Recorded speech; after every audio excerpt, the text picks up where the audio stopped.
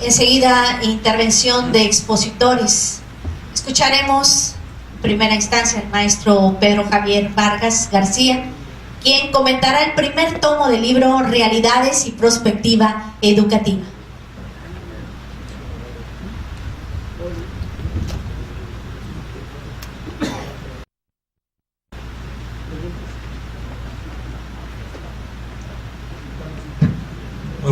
Muy buenos días, compañeras, compañeros. Muchas gracias, maestro Jesús Rafael, nuestro secretario general, por esta oportunidad para platicar y comentar con ustedes de manera muy general, no solamente el contenido tan importante que tiene este primer tomo, sino a partir de ese contenido reflexionar en torno a la situación que priva tanto en América Latina como en el mundo. Y en ese sentido yo quisiera decirles que los textos del primer tomo, por supuesto que tienen de alguna manera una referencia muy importante de lo que pasa en la educación en América Latina. Pero antes quisiera decirles que para poder comprender el contexto en el que se desarrollan estos textos tan importantes, también tenemos que remitirnos un poco a la historia para una mejor comprensión de nuestro contexto actual. Esto es, que todos nosotros nos ha tocado vivir, o nos tocó vivir, lo que conocimos como la Guerra Fría. Aquel mundo bipolar en donde dos naciones se dividieron territorialmente el mundo a raíz de los resultados de la Segunda Guerra Mundial.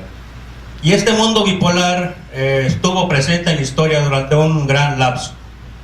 Pero a partir de los acontecimientos de Europa del Este a finales del 89 y a principios de los 90, con la caída del muro de Berlín, con la desintegración de la Unión Soviética, empieza a crearse un nuevo mundo, un mundo polarizado completamente, donde se empiezan a acrecentar las políticas capitalistas que tenían sustento en la teoría liberal, entonces surgida en el siglo XIX en Inglaterra, y postuladas por Adam Smith y David Ricardo, y estas teorías señalaban, entre otras cosas, la libre empresa, la libre competencia, la no intervención del Estado en la economía de la sociedad, y que esta únicamente debería de corresponder a la iniciativa privada.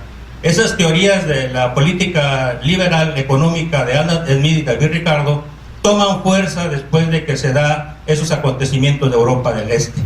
A eso se le llama neoliberalismo, es decir, un nuevo liberalismo, que en esencia sigue conservando los postulados de estos dos autores que señalo. Ese es el contexto actual. En ese contexto es en donde nos encontramos actualmente como sociedad.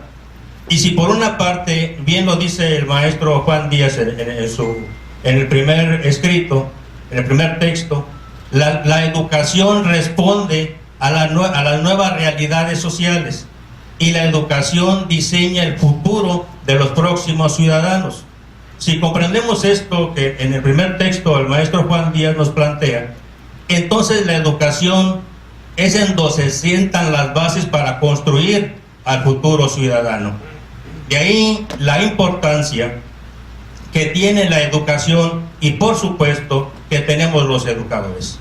Dice el maestro Juan Díaz que en la época cuando era presidente Álvaro Obregón, se crea la Secretaría de Educación Pública en 1921 y se designa a José Vasconcelos. Los requerimientos de ese momento, los requerimientos históricos de ese momento, era la alfabetización, y la educación respondió a esas necesidades sociales. En la actualidad, es otra realidad, pero ahora ya no necesariamente la educación tiende al desarrollo del nacionalismo, del patriotismo, de la autodeterminación de los pueblos y todo este bagaje cultural que nos enseñaron a nosotros y que tenía que ver, porque eso era el contexto de ese momento. Actualmente, y lo mencionaba ahorita muy bien el compañero Mena, González Mena, dice, ahora es un contexto internacional. Ahora la educación tiene que responder a esa nueva condición social que nos ha tocado vivir, porque esa es una de las funciones que tiene la educación. Aparte de que tiene la función de adaptar a la condición social en que el ser humano le toca nacer, también la educación tiene un aspecto que se puede decir que está de trasfondo, que es el dominio ideológico de una clase social sobre la otra. Es decir, que dentro de los planes y programas de estudio subyacen principios ideológicos que tienen como propósito el manejo de las amplias masas. Si nos ubicamos en el contexto actual, ya hablamos de la Organización para la Cooperación y Desarrollo Económico, si hablamos de que quienes rigen la economía en el mundo, el Banco Monetario Internacional, el Fondo Internacional y la Organización para la Cooperación y Desarrollo Económico, entonces estamos hablando que ellos son los encargados de la educación, ellos son los que inciden en los diseños curriculares, y ellos son los que crean el tipo de educación que necesitamos para esta sociedad. Ese es el nuevo rol que está enfrentando el maestro. El maestro tiene que estar consciente de su realidad social. Y dice Laura Frade, otra autora de uno de los textos, que hay dos situaciones: el estar en el mundo y el estar con el mundo. Estar en el mundo puede estar la silla, puede estar el florero, puede estar la cámara. Están en el mundo, pero no están con el mundo porque no tienen conciencia de lo que está sucediendo. Y la labor de los nuevos maestros, la labor de los maestros del siglo XXI, es desarrollar el pensamiento analítico, el pensamiento crítico, el pensamiento reflexivo sobre los contenidos que está trabajando. No únicamente vertirlos así como lo presenta el diseño curricular y así lo tienen que aprender. Para eso es muy importante la preparación, la capacitación, la superación y la formación continua. Porque, dice Laura Frade, los diseños curriculares ahí están, se le presentan a los maestros con todo y su bagaje cultural, que por ahí mismo se detecta la intervención de los organismos internacionales a través de la UNESCO, que es la encargada de la educación y la cultura en la ONU. A través de ellos es como se transmite la educación que quieren crear los nuevos organismos internacionales. Hacen un análisis de lo que plantea la UNESCO, cómo debe ser la educación en Latinoamérica y en el mundo, a partir de que se forma una comisión por parte de la UNESCO que encabeza Jacques Delors. Ellos remiten una información del estudio que realizan en América Latina. Dicen, necesitamos que se desarrolle este tipo de educación, que parta de 4 pilares. Aprender a hacer, es decir, con el conocimiento, qué es lo que tienes que hacer. Aprender a ser ser humano, pero también aprender a convivir. Es decir, el ser humano se tiene que desarrollar esas condiciones. Sí, pero eso tiene que ver con las intenciones que tienen los organismos económicos a nivel internacional. La rectoría de la educación ya no se maneja ni por parte de la Secretaría de Educación Pública en el país, sino que son organismos internacionales los que se encargan de regular las políticas educativas. Y eso tiene que ser de manera muy claramente entendida por los docentes. Sin embargo, la labor docente no deja de ser trascendente e importante. La función docente es insustituible. Podrá incorporar las tecnologías de la información y de la comunicación a los procesos de enseñanza-aprendizaje. Le podrán dar los diseños curriculares únicamente para que los conozca. Pero ¿quién es el vínculo entre todos los diseños curriculares y el alumno? El hilo conductor es el maestro. Y ahí es en donde toma mayor relevancia la función de los maestros, dicen los autores. Por otra parte, en un texto que también me parece muy importante, todos son por supuesto importantes, pero de los que quisiera destacar con ustedes es el número 3, en donde se hace un análisis comparativo de lo que es las reformas educativas en América Latina. Y ejemplifica 4 casos: en el caso de Chile, en el caso de México, en el caso de Honduras y en el caso de Bolivia. Son cuatro países que se revisan con detenimiento, pero de los 4 sí les puedo decir que dos, en el caso de Chile y en el caso de México, sí pertenecen a la Organización para la Cooperación y Desarrollo Económico, los otros no. Ellos, sin embargo, se hace este estudio porque son autores bolivianos, incorporan en el caso de Bolivia, que es su país, pero también incorporan a Honduras, porque las reformas educativas son muy similares en el caso de Chile y en el caso de México. En el caso de Chile todavía es más drástico.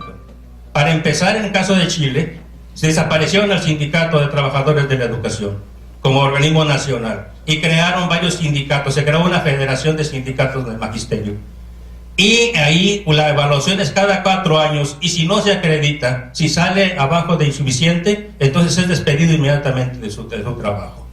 En el caso de México hay un poco ahí de adecuaciones que ya todos conocemos, y en el de Honduras no, el de Honduras pudiéramos decir que es un poquito más suave, en donde se evalúa al maestro a través del escalafón, donde tiene más valor la antigüedad que la propia preparación, y que ha generado otro tipo de problemas, como es que se ha envejecido la planta docente en el caso de Honduras.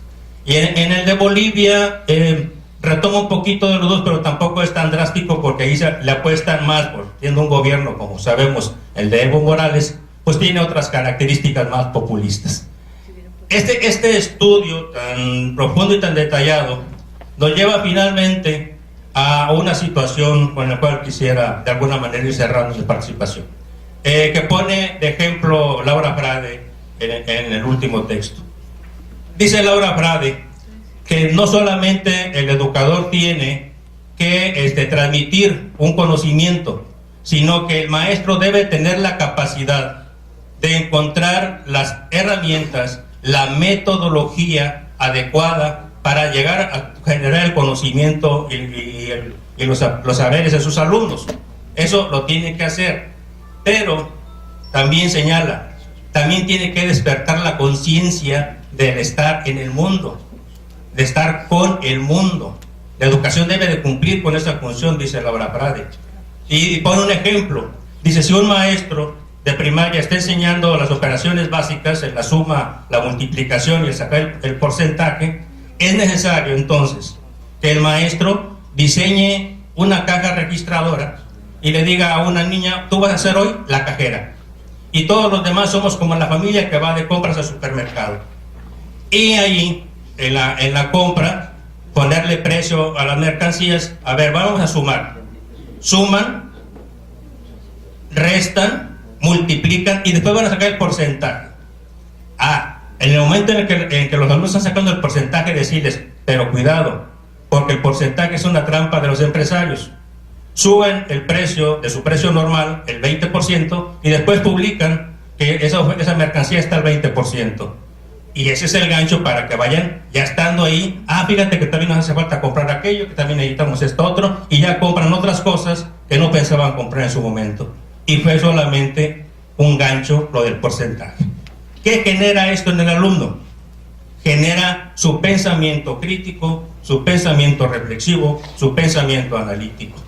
Eso es lo que se necesita, dice que el maestro también debe generar en sus alumnos. Yo aquí le veo, siendo ella brasileña, una gran influencia de Paulo Freire, que es una aportación de un servidor. De Paulo Freire, aquel creador del método de la palabra generadora, y que tiene un libro muy importante que se llama Educación y Concienciación, a través del cual él decía, enseñaba a leer a los campesinos, formaba familias de mami, mimo, moza, sesisoso, esas son las familias, pero entre las familias luego se llegan a casar integrantes de la familia y forman una nueva familia. La familia de la masa se junta con la sa y forma masa. ¿De dónde sale la masa? Del maíz. ¿Y el maíz dónde lo tuvimos? De la mazorca. Y la mazorca la cosechamos. ¿Y de quién es la tierra? Del terrateniente, del terrateniente que está explotando. Y así generaba conciencia entre el campesinado, y eso es de alguna manera lo que Laura Frade está planteando, que la educación debe ser un instrumento de liberación ideológica y no nada más de dominio de quienes sustentan actualmente el control, no nada más en una nación, sino en el mundo. La educación, como dice el maestro Juan Díaz, que nos pone el ejemplo de esa época de nuestra historia nacional, ya no cabe. Los principios de que somos una nación, somos nuestro país, cosmopolita, que somos ciudadanos del mundo, interconectados, y que eso es una de las labores titánicas que tenemos que desarrollar los maestros. Dice otro autor, esto se multiplica la labor del docente, porque no podemos dejarle la responsabilidad únicamente a la educación, a los medios de comunicación o al mismo Internet. El Internet tiene un porcentaje muy alto de cultura, pero tiene un porcentaje muy alto de basura, y es en donde al alumno lo tenemos que enseñar a saber seleccionar qué es lo que a él le sirve para su proceso formativo y qué es aquello que no le sirve. Tenemos que enseñarlo también a saber seleccionar el cúmulo o el amplio bagaje cultural que encontramos, porque ahora no solamente la escuela educa, se educa en muchas partes. Ese concepto medieval, ese concepto de la Edad Media, donde allá está la universidad, ahí está el conocimiento, ahí hay que ir por el conocimiento, ya no funciona. Actualmente la educación está en todas partes, está teniendo conexión a Internet, ahí tenemos mucha comunicación y mucha información, y por lo tanto hay educación. Están en los medios de comunicación, impresos, digitales, como los quieran ver. Entonces esa es la labor tan importante que tiene que realizar el maestro. Por lo tanto, su labor docente se multiplica, por lo tanto su pensamiento tiene que estarse actualizando de manera permanente. Y dice el maestro Juan Díaz, si en todo lo que encontremos de la reforma educativa encontramos el término de calidad, entonces el término de calidad exige formación, exige capacitación, exige actualización, exige formación continua de los maestros, porque el conocimiento no puede ser estático. El conocimiento está cambiando vertiginosamente y no se puede quedar ningún maestro con lo que adquirió en su proceso de formación inicial en una escuela normal o de cualquier institución. El conocimiento lo tenemos que estar actualizando de manera permanente. Esas son de las funciones que se tienen que cumplir. Finalmente, quiero comentar que esto que se está haciendo es una labor muy importante del sindicato. En sus manos ustedes tienen ahí una información muy valiosa que, por supuesto, debe de servir para nuestra capacitación, para nuestro conocimiento general de todo lo que estamos pasando. Y como dice la autora Frade, no se trata de estar en el mundo, hay que estar con el mundo y hay que transformarlo. Muchas gracias.